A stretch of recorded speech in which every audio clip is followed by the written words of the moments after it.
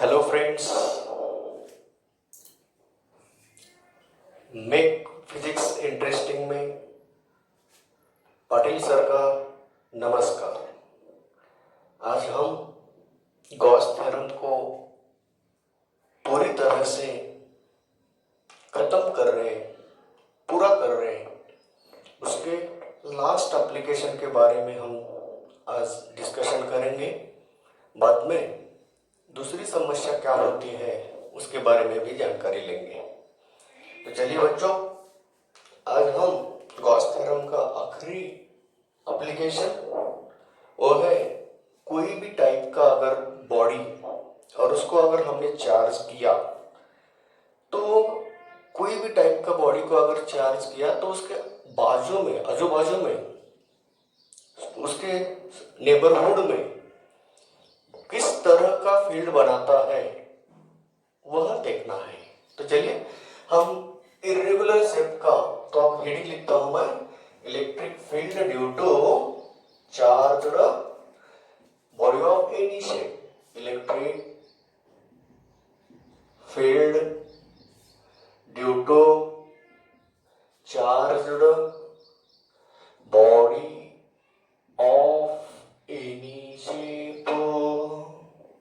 कोई भी शेप का अगर बॉडी रहा, उसको अगर चार्ज दिए तो किस टाइप का फील्ड बनाता है वो देखना है। तो अब मैं कंसीडर करता हूं एक इरेगुलर शेप का बॉडी है, उसको हम चार्ज दिए हैं। तो बच्चों, आपको याद होगा हम इलेक्ट्रोस्टैटिक्स फर्स्ट में पढ़ाया था कि डिस्ट्रीब्यूशन चार्ज का किस तरह से होता है। चार्ज के दो टाइप के डिस्ट्रीब्यूशन होते हैं। एक है यूनिफॉर्म डिस्ट्रीब्यूशन, दूसरा है नॉन यूनिफॉर्म डिस्ट्रीब्यूशन। तो नॉन यूनिफॉर्म डिस्ट्रीब्यूशन की बात कब आती है? जब कोई भी बॉडी इरेगुलर शेप का हो और नॉन ज्योमेट्रिकल शेप हो उसका, तब उसके ऊपर चार्ज नॉन यूनिफॉर्म डिस्ट्रीब्यूट होते हैं। तो इसीलिए जहां पे नैरो या पॉइंटेड पार्ट है, जहां पे नैरो या पॉइंटेड पार्ट है, वहां पे चार्ज डेंसिटी ज्यादा होती है, मैक्सिमम चार्जेस बैठते हैं उस जगह पे। और जहां फ्लैट है एरिया, तो वहां पे चार्ज डेंसिटी कम होती है। उसी तरह अब यहाँ अलग अलग चार्ज डेंसिटी होने से अगर हमने पॉइंट यहाँ लिया होता, तो यहाँ जो इंटेंसिटी मिल रही है वही इंटेंसिटी हमें इस जगह पे नहीं मिल सकती, वही इंटेंसिटी इस जगह पे नहीं मिल सकती, क्योंकि यहाँ हर जगह पे अलग अलग चार्ज डिस्ट्रीब्यूशन है, अलग अलग चार्ज डेंसिटी है। इसलिए हम प्रयास नहीं कर सकते कि यहाँ इंटीग्रेशन नाम की प्रोसेस यूज करें। क्यों? क्योंकि अभी तक हमने क्या किया था, स्फीयर लिया था, वहां पे भी यूनिफॉर्म चार्ज डिस्ट्रीब्यूशन हुआ था, वहां इंटीग्रेशन यूज किया था। बाद में सिलेंडर लिया, वहां पे भी चार्ज डिस्ट्रीब्यूशन यूनिफॉर्म मिला था, वहां पे भी इंटीग्रेशन यूज किया था। बाद में हमने शीट लिया या थिन प्लेट लिया, उसके भी बारे में यूनिफॉर्म चार्ज डिस्ट्रीब्यूशन था। अब सवाल है नॉन यूनिफॉर्म चार्ज डिस्ट्रीब्यूशन का। इस तरह का जब डिस्ट्रीब्यूशन होता है तब हमें इंटीग्रेशन नाम की कोई प्रोसेस यूज करने का अधिकार नहीं बनता। तो अब चलिए, अधिकार क्यों ना हो, मगर प्रयास तो छोड़ना नहीं है। कोशिश करने वालों की कभी हार नहीं होती है, तो हम क्यों ना कोशिश करें। यहाँ तो हम पी पॉइंट लिया है, नजदीक लिया है, ज्यादा दूर क्यों नहीं लिया है। अगर हमने ज्यादा दूर लिए थे तो उसमें दूसरा चार्ज डिस्ट्रीब्यूशन भी इंटरफेयर कर सकता है। तो इसीलिए हम इस नजदीक के नेबरहुड के पॉइंट पे इंटेंसिटी निकालना चाहते हैं। तो यहाँ पे इंटेंसिटी निकालने के लिए हमें गॉस थ्योरम को याद करना है। तो गॉस थ्योरम को याद करने से पहले हमें क्लोज्ड एरिया लेना होगा। तो इस पॉइंट के सराउंडिंग में मैंने क्लोज्ड एरिया मान लिया, उस एरिया का नाम लिया ds, और एरिया वेक्टर हमेशा एरिया को कैसा होता है, परपेंडिकुलर होता है। तो इस तरह से हमने एरिया ds मान लिया। वह क्लोज्ड क्यों बोल रहे हैं, तो हम यहाँ से सिलिंड्रिकल एरिया पकड़ते हैं। सिलिंड्रिकल एरिया लिया, इसका मतलब क्या हुआ, जितना एरिया हमने यहाँ ds लिया है उसका प्रोजेक्शन ds चार्ज बॉडी के ऊपर पड़ता है। तो जितने भी चार्जेस इस बॉडी के इस एरिया के अंदर एनक्लोज हुए हैं, वह उन्होंने बनाया हुआ फ्लक्सेस इससे कितने जाते हैं उसके बारे में जानकारी लेना है। तो चलिए बच्चों, अगर हमने यहाँ एरिया ds को क्लोज्ड माना है, खुद एरिया ds क्लोज्ड है, इस सिलेंडर का बाकी का जो सरफेस एरिया है उससे कोई लेना देना नहीं है। तो अब एरिया ds जब भी हम इलेक्ट्रिक फील्ड में एरिया ds मानते हैं तो माइकल फैराडे बोलता है कि fluxes through that area ds is given by E ds cos theta. याद है आपको? यस। तो यहाँ पे थीटा कितना है? 0 है, क्योंकि ये सिलेंडर का एक्सिस बन गया। ये सिलेंडर का एक्सिस हमेशा उसके सर्कुलर प्लेन को परपेंडिकुलर होता है, यानी कि एरिया वेक्टर इंटेंसिटी के साथ मैच हुआ है। तो थीटा कितना हुआ? 0 हुआ। अगर थीटा 0 होता है तो cos 0 की वैल्यू 1 होती है, तो फ्लक्सेस थ्रू एरिया ds की वैल्यू आ गई E इंटू ds। यहाँ हम रुक गए, अब आगे कुछ नहीं कर पाते। उस वक्त हम इंटीग्रेशन करके गॉसियन एरिया बड़ा माना था यहाँ पे। अब एरिया ds ही है हमारा गॉसियन एरिया। तो अब चलिए, अब गॉस को याद करने का सवाल आ गया। According to Gauss's theorem, according to Gauss's theorem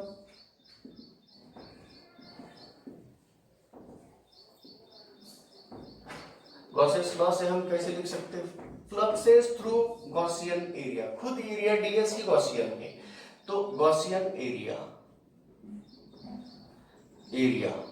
ds equal to क्या बोलेगा? 1 by epsilon not fluxes enclosed by that area. बताओ बच्चों, अगर हमने सिग्मा डेंसिटी मान लिया यहाँ का, यूनिट एरिया के ऊपर बैठे हुए चार्ज को हम लीनियर चार्ज डेंसिटी मानते हैं। तो अगर सिग्मा ये लीनियर चार्ज डेंसिटी हमने मान लिया इस सरफेस के लिए, तो उस सरफेस के लिए ऊपर कितने चार्ज बैठ सकते हैं? तो सिग्मा इंटू ds बैठ सकते हैं।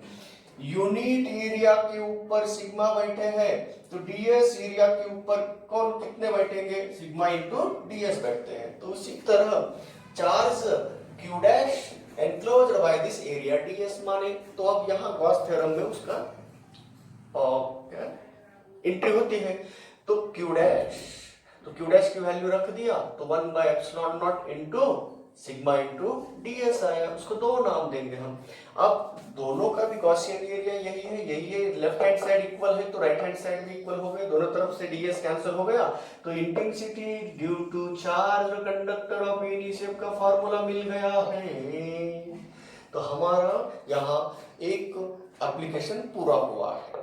इससे हमें क्या पता चलता है? देखिए बच्चों, कुछ लोग एक ही फार्मूला से बाकी अलग फार्मूले निकालते हैं। चलो देखेंगे हम क्या प्रयास करते हैं। वो लोग, हमें कुछ नहीं आता है, क्या देखेंगे वो हमारे पास है क्या नहीं स्किल, हम भी बना सकते हैं क्या फार्मूला, वो देखेंगे। तो अगर intensity E due to charge conductor of any shape का फार्मूला ये आया, इसका मतलब is never depend upon the distance from the charge body. Okay, तो ऐसा नहीं कि बहुत नजदीक गए, थोड़ा सा आजू बाजू में घूमे तो इलेक्ट्रिक फील्ड इंटेंसिटी वही आता है। तब ये इलेक्ट्रिक फील्ड इंटेंसिटी का फार्मूला है। इंटेंसिटी हमेशा उस सरफेस को कैसी रहती है? नॉर्मल रहती है। डायरेक्शन भी बोल दिया और मैग्नीट्यूड भी बोल दिया। अब सवाल इस बात का है, ये जनरलाइज क्यों बोलते हैं हम? अगर यहाँ पे अगर स्फीयर होता तो ये पॉइंट स्फीयर के नजदीक यानी कि सरफेस के नजदीक होता। तो अगर स्फेरिकल पार्ट होता तो स्फेरिकल के लिए किस नंबर फर्स्ट बनाता हूं? यहाँ पे यही फार्मूला हम स्फीयर के लिए और सिलेंडर के लिए अप्लाई कर सकते, मगर अप्लाई करने से पहले सिग्मा पता चाहिए आपको। अगर यहाँ का एरिया अगर स्फेरिकल होता तो इसका मतलब क्या है? सिग्मा कितना होता? सिग्मा मिलेगा फॉर स्फेरिकल या फॉर स्फीयर। सिग्मा की वैल्यू होती है कितना? Q divided by 4 pi r square, है ना। यहाँ एरिया ऑफ द स्फीयर लेंगे और हमारा पॉइंट बहुत ही क्लोज है, सरफेस के नजदीक है, इसलिए हम डिस्टेंस उसका रेडियस के बराबर लेते हैं। तो अब देखिए, इस सिग्मा की वैल्यू रख दिए तो वही फार्मूला मिलता है क्या? नहीं, देखो तो इंटेंसिटी ऑन द सरफेस का फार्मूला जो आता है ना, वही आ गया 4 पाई एप्सिलॉन नॉट r स्क्वायर बन गया। तो ये फार्मूला स्फीयर के लिए बना। जब हम जनरलाइज फार्मूला क्या पाते हैं तब हम स्पेशल कंडीशन रख के उसके स्पेशलाइज्ड फार्मूले निकाल रहे हैं। ये फॉर स्फीयर के लिए हुआ। अब सिमिलरली सिलेंडर के लिए हो सकता है क्या? देखिए, फॉर सिलेंडर बताइए, सिलेंडर के लिए सिग्मा कितना होता है? सिग्मा तो सिलेंडर का सरफेस एरिया 2 पाई आर एल होता है। तो Q अमाउंट ऑफ चार्जेस अगर 2 पाई आर एल के ऊपर है और Q बाई एल को हमने अगर लैम्डा मान लिया तो लैम्डा अपॉन 2 पाई आर इस सिग्मा की वैल्यू रख दो। तो वही फार्मूला आया कि नहीं, देखो इंटेंसिटी का E का फार्मूला आया कि नहीं, देखो lambda upon 2 pi epsilon naught into r. तो इसी तरह सरफेस के ऊपर जो फार्मूले आए थे सिलेंडर या स्फीयर के लिए वही फार्मूले दोबारा हम पाए हैं। तो इस तरह से बच्चों कोई भी चार्जर बॉडी इरेगुलर शेप का हो तो उसके नेबरहुड में बनाए हुए फील्ड के बारे में हमने जानकारी ली है। तो ये सारा हो गया गॉसेस थ्योरम के एप्लीकेशन के बारे में। अब बच्चों अगली हेडिंग जो है ना उसका इंपॉर्टेंट बताते हैं। अब एप्लीकेशन पूरे हो गए, यहाँ हम गॉस थ्योरम को हम फिर अप्लाई नहीं कर सकते हैं आगे के लिए। अब चलो आगे चलेंगे हम। अगली हेडिंग है क्या, देखो बच्चों अगर हमने कोई चार्जर बॉडी है, सोप बबल लिया हमने, सोप बबल को अगर चार्ज दिए तो क्या होगा, जो भी इलास्टिक बॉडी है जो जिनका सरफेस फ्लेक्सिबल है उसका सरफेस बदल सकता है। जैसे कि हमने अभी बात की कि एयर बबल के लिए और सोप बबल के लिए तो और ड्रॉप के लिए।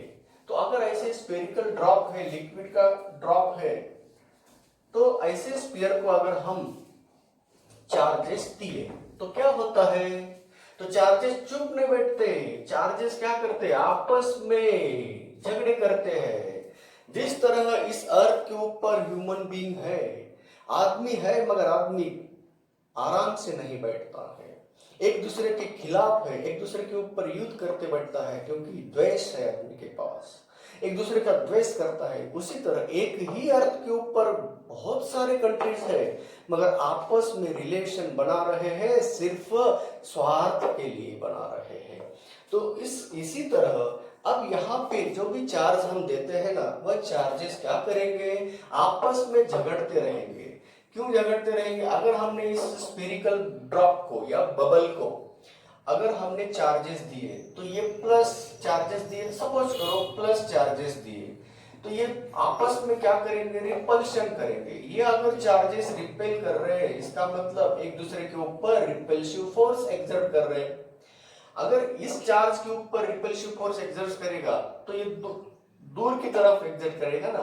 देखो ना अब इस चार्ज के बारे में हम सोचते हैं, इन्होंने क्या किया, इधर फोर्स लगाया, इन्होंने क्या किया, इधर फोर्स लगाया, है ना, इन्होंने क्या किया, इधर फोर्स लगाया, इन्होंने इधर, मगर इन दोनों का रिजल्टेंट इधर जाएगा, इन दोनों का रिजल्टेंट इधर जाएगा। इन्होंने क्या किया, इधर फोर्स लगाया, इन्होंने क्या किया, इधर फोर्स लगाया, इन दोनों का रिजल्टेंट इधर जाएगा।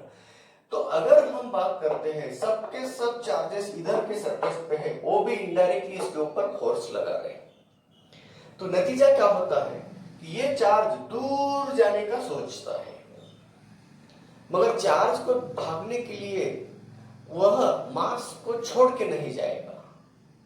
तो इस जिसके ऊपर वह बैठा हुआ है उसको खींचेगा।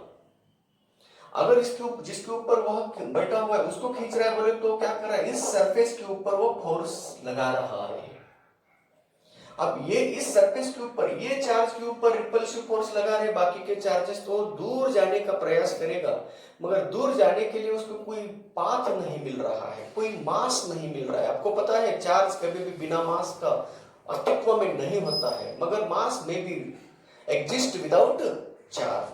अब सवाल इस बात का है कि अगर इस चार्ज को जाना है तो या तो उसको कोई मास देना होगा, मास पार्टिकल की हेल्प लेना होगा।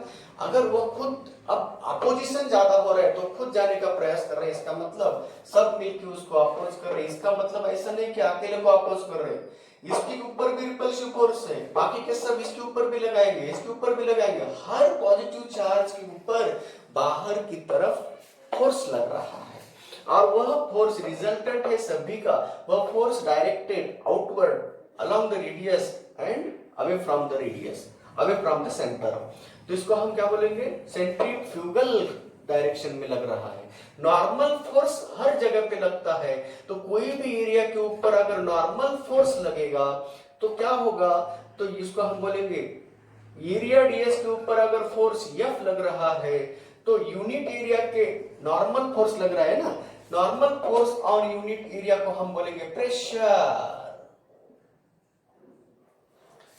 तो अगली हेडिंग है इलेक्ट्रोस्टैटिक्स प्रेशर नाम का हेडिंग है।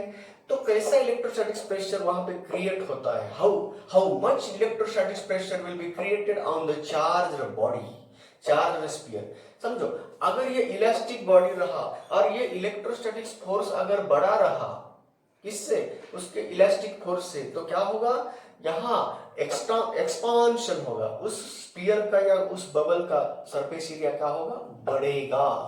तो इसी तरह अगर हमने बबल को चार्ज दिए तो उसका सरफेस एरिया बढ़ रहा है, ड्रॉप को चार्ज दिए तो बढ़ रहा है। जिनमें इलास्टिसिटी नाम का कंसेप्ट है, इलास्टिक फोर्स से ज्यादा अगर फोर्स लग रहा है उसके ऊपर तो उसका साइज बढ़ेगा ही। जहां तक इलास्टिक फोर्स ज्यादा है उस फोर्स से वह शेप नहीं बदलेगा, मगर प्रयास तो कर रहे हैं, वहां पे स्टैटिक फोर्स लग रहा है उसके ऊपर, वहां डिफॉर्मेशन क्यों ना हो मगर वहां फोर्स लग रहा है। इसी तरह अब प्रेशर, इलेक्ट्रोस्टैटिक्स प्रेशर नाम का कंसेप्ट है बच्चों। तो इलेक्ट्रोस्टैटिक्स प्रेशर क्यों क्रिएट होता है समझ में आया क्या? जब भी हम कोई सरफेस के ऊपर चार्ज दिए, कोई बॉडी के ऊपर चार्जेस दिए, तो वह चार्जेस आपस में फोर्स लगाते हैं, रिपल्सिव फोर्स लगाते हैं, और रिपल्सिव फोर्स की वजह से एक दूसरे के दूर जाना चाहता है। मगर यहाँ चार्ज, एक अकेले चार्ज को हम बिना मास के चार्ज को हम भगा नहीं सकते, तो वह मास को खींचेगा। मास बोले तो पार्टिकल्स है इस बॉडी के, तो उसको खींच रहा है तो उसका ऑटोमेटिकली सरफेस एरिया भी बढ़ रहा है। तो अगर इलास्टिक रहा तो बढ़ेगा, नॉन इलास्टिक मोर इलास्टिक रहा तो अपोज करेगा ज्यादा।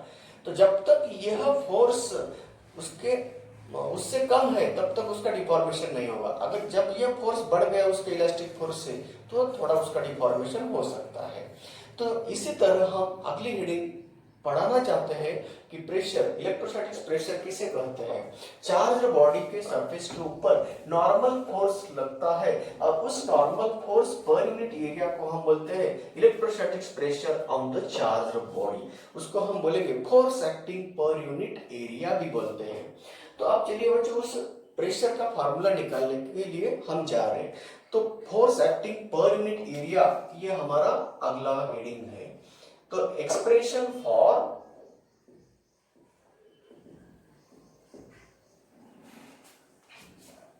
इलेक्ट्रोस्टैटिक्स, नहीं तो मैकेनिकल फोर्स भी बोलेंगे। अब देखो मैकेनिकल फोर्स क्यों बोल रहे हैं? क्योंकि यहाँ मैकेनिकल मोशन बना रहा है, वो डिस्प्लेसमेंट पा रहा है, यानी कि वो डिफॉर्म हो रहा है बोले तो उसका सरफेस एरिया बाहर की तरफ मूव हो रहा है, कुछ ना कुछ डिस्प्लेसमेंट पा रहा है। इसका मतलब वहां डिस्प्लेसमेंट हो गया तो मोशन हो गया। मोशन में हम मैकेनिक्स यूज करते हैं तो मैकेनिकल फोर्स बोलते हैं। तो एक्सप्रेशन फॉर मैकेनिकल फोर्स